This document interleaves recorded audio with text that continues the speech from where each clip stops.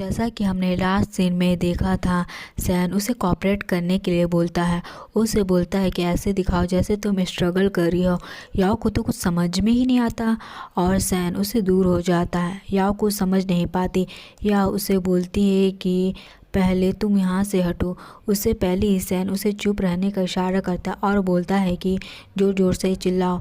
याओ सैन की बात मान करके चिल्लाने की एक्टिंग करती है और देखती है कि सैन वहाँ पे छुपे सारे माइक्स को ढूंढता है और उनको पानी में फेंक देता है। फिर याओ सैन के करीब आ जाती है और उसे बोलती है कि मेरे को कब तक ऐसे चिल्लाना पड़ेगा। सैन याओ से बोलता है कि 2 घंटे तक ऐसे चिल्लाती रहो क्योंकि मैं काफ़ी ज़्यादा लॉन्ग लास्टिंग हूँ।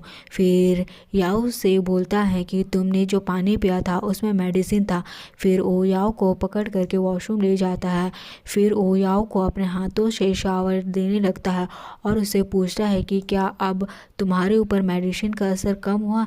सैन से बचने के लिए याओ उसे हक करती है और बोलती है कि मुझे बहुत ज़्यादा ठंड लग रही है।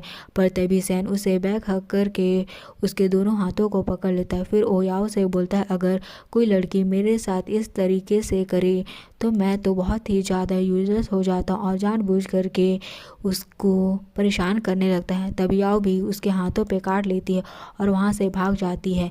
याओ के जाने के बाद सैन शावर लेता और शावर लेने के बाद वह बाहर आता है तो देखता है कि याओ उसके लिए पानी लेके खड़ी है। शैन याओ के हाथों से वह पानी लेके पीता है और पानी पीने के बाद शैन अनकॉन्शियस हो जाता है और वहाँ पर गिर जाता है। फिर हम देखते हैं कि याओ ने जानबूझ करके सैन से बचने के लिए सैन से पानी में मेडिसिन मिलाया था। सैन के बेहोश होने के बाद वह तुरंत ही सैन के कपड़े और सैन के गन चुरा कर वहाँ से भाग जाते। याओ के जाने के बाद हमें पता चलता है कि सैन बस बेहोश होने का एक्टिंग कर रहा होता है।